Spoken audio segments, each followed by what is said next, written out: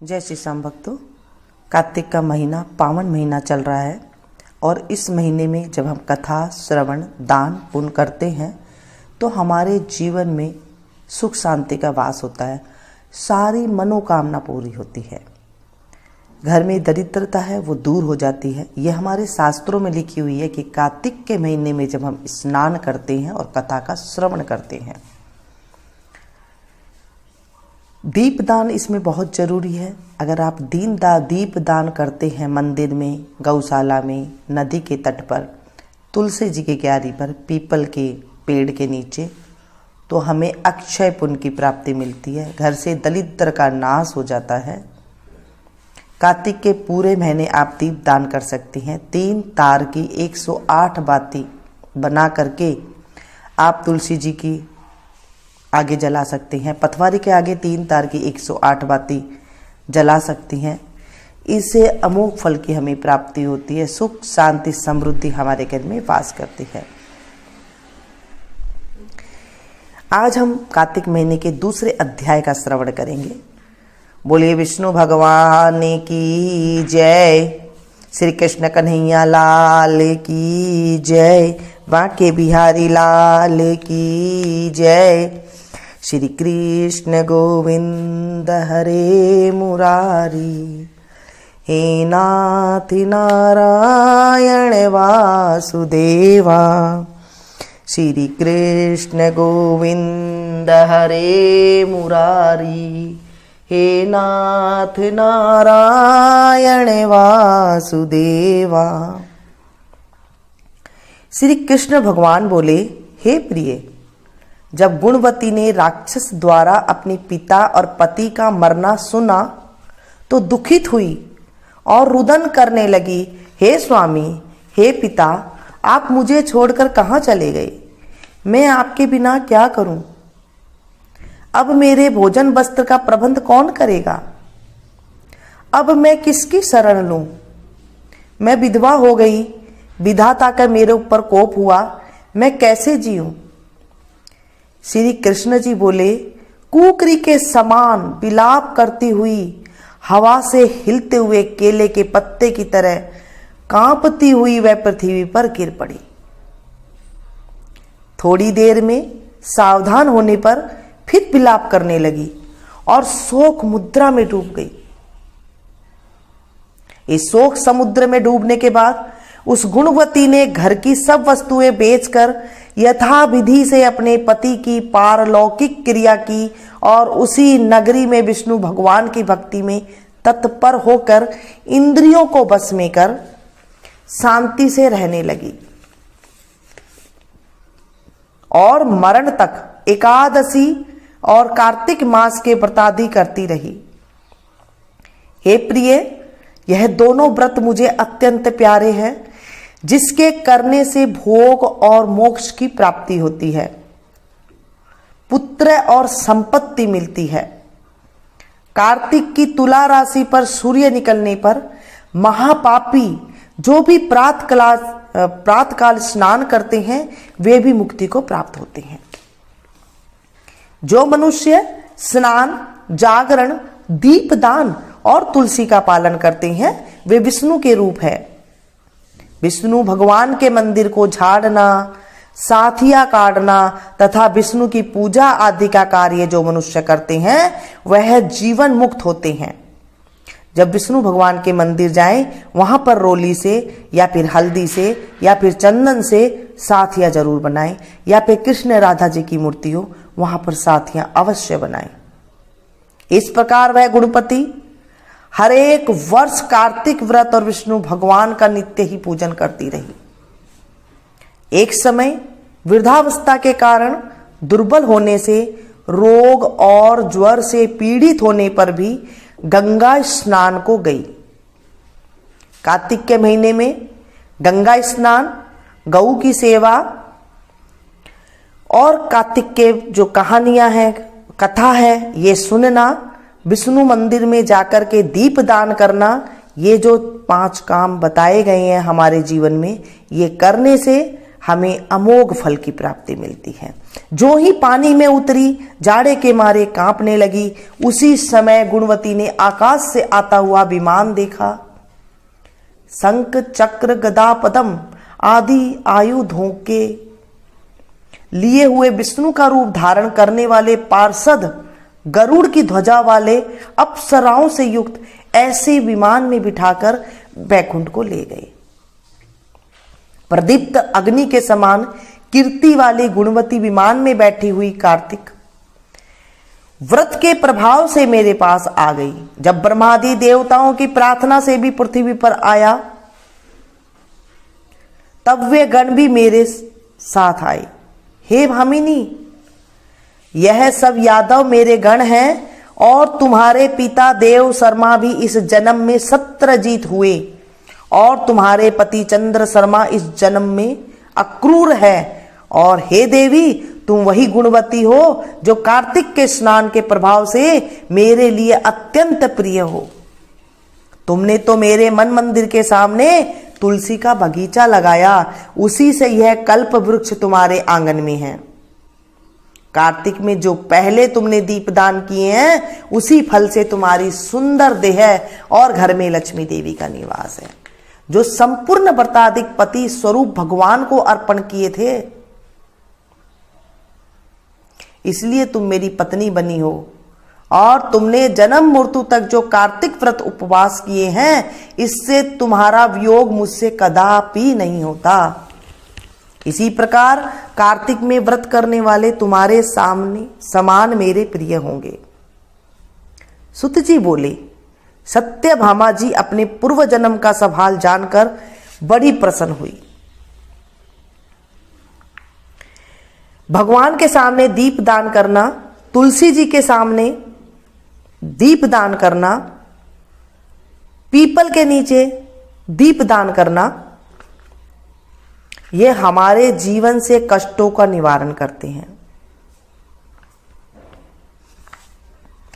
और घर में दरिद्रता का नाश करते हैं, रोगों का निवारण करते हैं। बोले विष्णु भगवान की जय, बाके बिहारी लाल की जय, कृष्ण कन्हैया लाल की जय।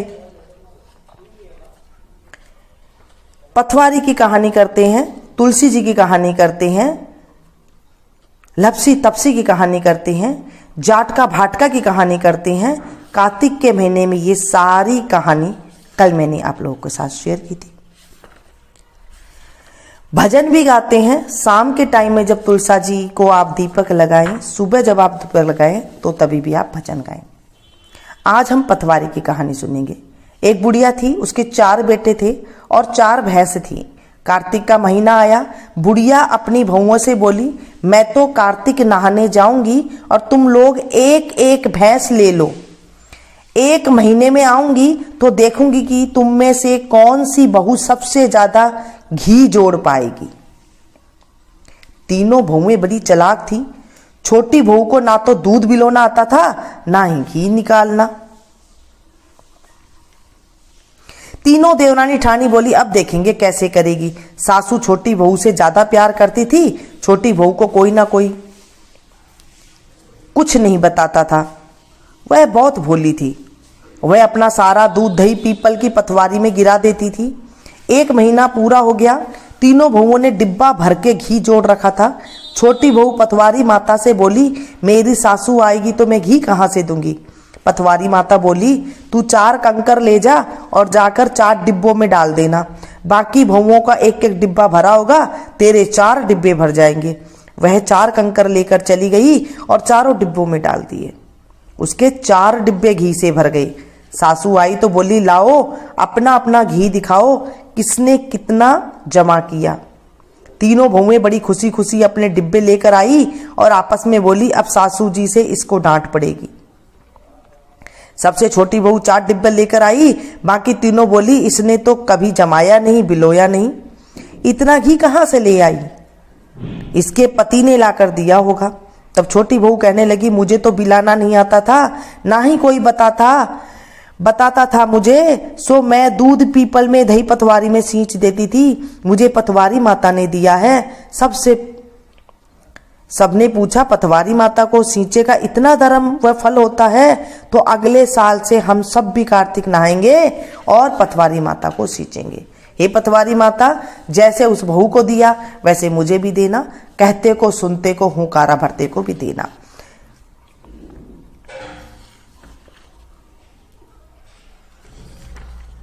बोले विष्णु भगवान की जय। एक जाट का था, एक भाट का था, दोनों गहरे दोस्त थे। जाट चला अपनी बहन को, भाट चला सासरे। रास्ते में कुएं की पाल पर दोनों बैठ गए। जाट बोला नगर बसेरा कर ले। भाट बोला मैं तो ससुराल जा रहा हूं, खूब खातिरी होगी, सो तू ही कर ले। जाट कुएं की पाल पर बैठकर पानी की घंटी और चावल का दाना लेकर नगर बसेरा करने लगा और बोला नगर बसेरा जो करे सो मल धोवे पांव, ताता मांडे लाभ सी देसी देगी मेरी माँ, माँ देगी तो मावसी, देगी द्वारका का वास, मीठा मीठा ग्रास वृंदावन का वास, 5 कुल्ठी छठी रास, मेरा जीवड़ो श्री कृष्ण के पास, डालू पानी हो जाए घी, झट से निकल जाए मेरा जी, करके चल पड़ा। जाट की बहन ने बूरा चावल जिमाकर खूब बातचीत की। भाट पहुंचा तो ससुराल में आग लग गई। आग बुझाते बुझाते, राख उठाते उठाते हाथ भी काला हो गया, मुंह भी काला हो गया। रोटी न पानी। पड़ोसन आई, बोली जवाई आया है, उसकी भी पूछ कर लो। सास बोली क्या करूं, मेरा टापड़ा भुपता चला आया। पड़ोसन ने एक रोटी और छाछ दी और उसे खा ली। शाम को दोनों दोस्त फिर मिले। दोनों बोले कह बात। भाट बोला मेरा ससुराल में आग लग गई पाई, बुझाते बुझाते हाथ भी काला, मुंह भी काला, रोटी न पानी। जाट बोला मेरी तो खूब खातिर हुई, मैंने कही थी ना नगर बसेरा कर ले। जाट बोला आ अब कर ले। भाट बोला अभी भी न करूं, तेरी मौसी है, पता नहीं रोटी दे या ना दे, तेरी तो माँ है, दही कृष्ण छूचला चूरमा की पेड़ी धर पावेगी। भाट ने नहीं किया, जाट ने नगर बसेरा करा। नगर बसेरा जो करे सोमल धोवे पांव, ताता मांडे लापसी, देसी मेरी माए, मान देगी माओसी तो देगी द्वारका का वास, मीठा मीठा घास वृंदावन का वास, 5 कुल्टी छठी रास, मेरा जीवड़ो श्री कृष्ण के पास, डालू पानी हो जाएगी, झट से निकल जाए मेरा जी। इतना कहकर वह चल पड़ा। घौर पहुंचते ही जाट की मौसी ने बहुत लाड चाव किया। भाट आया तो उसकी भैंस खो गई। बाप एक लाठी धरे और एक उठावे, बोला ससुराल गया तो आग लगा दी, यहां आया तो भैंस खो दी। पहले भैंस खोज कर ला, तब तेरे को रोटी पानी मिलेगी। सारा दिन हो गया ढूंढते ढूंढते, पर भैंस नहीं मिली। बाजार में फिर दोनों मिले तो जाट ने पूछा क्या खबर है। भाट बोला आते ही मेरे बाप की भैंस खो गई, उसे दिन से ढूंढ रहा हूं, रोटियां का ठिकाना नहीं है। जाट बोला मैंने पहले ही कहा था कि नगर बसेरा कर ले। भाट बोला तेरे नगर बसेरा में इतना गुण है तो अब कर ले। दोनों नगर बसेरा करने लगे। नगर बसेरा का जो करे सोमल धोवे पांव, ताता मांडे लापसी, देसी मेरी माए, मायने देसी माओसी तो देसी द्वारका का नास, मीठा मीठा तो देगी द्वारका का वास, मीठा मीठा घास वृंदावन का वास, 5 कुल्टी छठी रास, मेरा जीवड़ो श्री कृष्ण के पास, डालू पानी हो जाएगी, झट से निकल जाए मेरा जी। उसने नगर बसेरा किया। आगे चला तो रास्ते में भैंस मिल गई। वह भैंस को लेकर घर आया। माँ बोली लड़के को आते ही निकाल दिया था, सारा दिन होगा भूखा मरते, उसको खूब अच्छी तरह जिमाया। उन्होंने सारी नगरी में ढिंडोरा पिटवा दिया कि हर कोई कार्तिक में और पीहर सासरे आते जाते नगर बसेरा करे।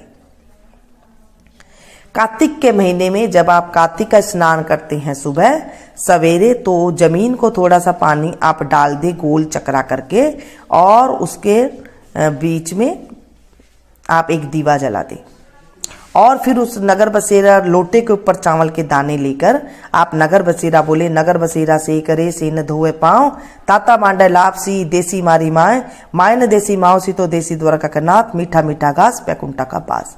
इस तरह बोल ले, या जो मैंने कथा में कही है उस तरह से बोल ले। इस तरह करने के बाद आप जो है नगर बसेरा जरूर करें कार्तिक के महीने में। अगर नगर बसेरा नहीं करते हैं तो दोष लग जाता है।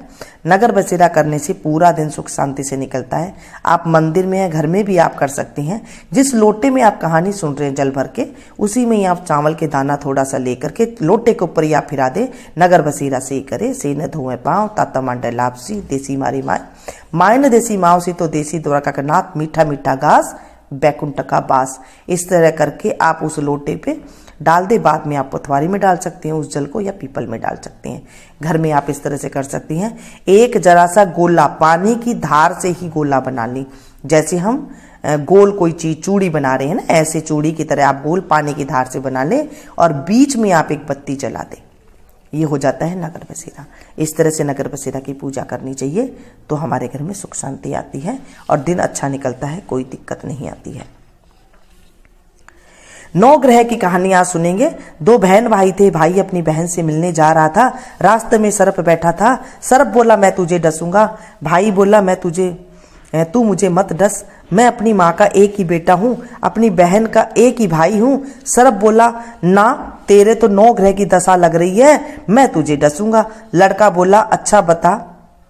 अच्छी बात है, मैं अपनी बहन से मिल आऊं, आती बात डस लेना। सर्प बोला क्या पता तू इस राह में आए या ना आए, मैं तो अभी डसूंगा। लड़का बोला अच्छा तू मेरे थैले में बैठ जा। सर्प थैले में बैठ गया, ऊपर से बेल पत्ते ढक दिए। लड़का बहन के घर पहुंचा। बहन 9 ग्रह की कथा कहती थी। बहन भाई से बोला भाई तू बैठ जा, बाद में बात करेंगे, पहले मेरी कहानी सुन ले। बहन ने कहानी कही, जीव की, जनावर की, हाथी की, घोड़े की, भाई बहन की, घर के धनी की, धी की जमाई की, देवरानी की जिठानी की, सास की ससुर की, संग की सहेलियों की, सबके 9 ग्रह शांत हो जाइयो। ग्रह चाले 8 पग, बंदा चाले 4 पग, सांप बिच्छू भंवरे सब आग में जल जाइयो। बहन कहानी कहकर खड़ी हो गई। वह भाई से बोली भाई थैले में क्या ले रखा है। लड़का बोला बहन कुछ नहीं ले रखा। मगर बहन ने जबरदस्ती थैला छीन लिया। जब उसने थैला खोला तो देखा कि बेल पत्ते, केले, संतरे बन गई हैं और सर्प का हार बन गया है। केले संतरे बच्चों को दे दिए और हार खुद पहन ली। वह हार पहनकर आई तो भाई बोला बहन तू तो बहुत गरीब थी, इतना महंगा हार कहां से ले आई। बहन बोली हाँ भाई, मैं तो तभी भी गरीब थी और अब भी गरीब हूं, तू ही मेरा हार लाया है, मेरे लिए हार लाया है। भाई बोला नहीं बहन, मैं तो तेरा हार नहीं लाया, मैं तो अपनी मौत लाया था। तेरी कहानी कहने से ये नाग का हार बन गया, ये तो मेरे भाग्य का, ये तो तेरे ही भाग्य का है, तू ही रख ले। बहन भाई से बोली भाई तुम्हारे 9 ग्रह की दशा लग रही है, मेरी भाभी से कहना वह 9 ग्रह की कहानी कहा करेगी। लड़का घर गया और अब अपनी पत्नी से बोला हमारे 9 ग्रह की दशा लग रही है, हम 9 ग्रह की कहानी कहेंगे, तू कहेगी और तो मैं सुनूंगा और मैं कहूंगा तो तू सुनना। चावल चीनी के दाने हाथ में ले आ, लोटा भर के पानी ला। उसकी पत्नी चावल चीनी के दाने ले आई और लोटा भर के पानी ले आई। उन्होंने कहानी कही, जीव की, जिनावर की, हाथी की, घोड़े की, कुत्ते की, बिल्ली की, देवरानी की, जिठानी की, सासू की, ससुरे की, घर के धनी की, बहन की, भाई की, सबकी 9 ग्रह शांत हो जाइए। ग्रह चाले 8 पग, बंदा चाले 4 पग, सांप बिच्छू भंवरे सब आग में जल जाइयो। आज वार, शनिवार, रविवार, सोमवार, मंगलवार, बुधवार, बृहस्पतिवार, शुक्रवार, शनिवार, 8 बारों को नमस्कार। धरती माता को नमस्कार, 9 ग्रहों को नमस्कार। जैसे 9 ग्रह की दशा बहन की उतारी, ऐसी सबकी उतारना। जैसे भाई की उतारी वैसे सबकी उतारना। कहते न सुनते न हुकारा भरते को। इस कहानी को जो कहे उसकी उतारना, जो सुने उसकी उतारना, जो हुंकारा भरे उसकी उतारना। हे 9 ग्रह देवता, हमारे जीवन में कभी कष्ट मत आने देना। इस तरह करके जो चावल के दाने हैं उसने अपनी आंखों पे लगा लीजिए और बाकी के दाने आप लोटे की घंटी में डाल दीजिए। उसके बाद थोड़ा सा आप पथवारी में डालिए, तुलसा में डालिए, बाकी आप पीपल में डाल सकते हैं या सूर्य भगवान को आप जल दे दीजिए। अगर कुछ भी नहीं है तो घर के अंदर आप ऐसे पूजा कर सकते हैं। आज हमने ये कहानी कही है, इस कहानी को आप ज़्यादा से ज़्यादा शेयर करें। जैसे मैंने आप लोगों को सुनाई तो आप काफ़ी सारे लोग एक साथ कितनी हजारों मात्रा में सुन रहे हैं। ऐसे ही जब आप सभी को एक साथ शेयर करेंगे, आपके जितने भी जानकार हैं, जितनी भी जान पहचान है, व्हाट्सएप पे, फेसबुक पे जितने भी, आप सभी के साथ ये शेयर करें। इसे शेयर करने से जब हम किसी अच्छी चीज़ को शेयर करते हैं, किसी को बताते हैं अच्छी बातें, जब हम किसी धर्म की बातें किसी को बताते हैं तो हमारे खाते में 16वां हिस्सा पुण्य का हमारे खाते में आ जाता है। जब हम किसी को बताते हैं, कार्तिक महात्म्य में लिखा हुआ है, जब हम किसी को बताते हैं तो हमारे जीवन में 16वां हिस्सा हमारे पुण्य खाता बन जाता है और पापों का नाश होता है।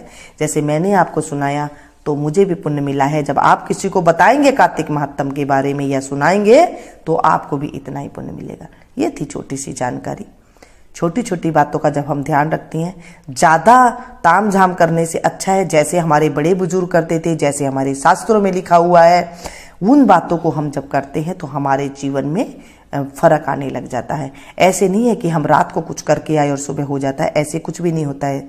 अगर ऐसे होता तो आज कोई भी नहीं कमाता और ना ही कोई कुछ करता। जैसे धर्म की बातें हैं, धर्म की बातों से हमारा पाप के नाश होता है और घर में सुख शांति आती है, घर में आदि व्याधियां नहीं आती है। बोले विष्णु भगवान की जय।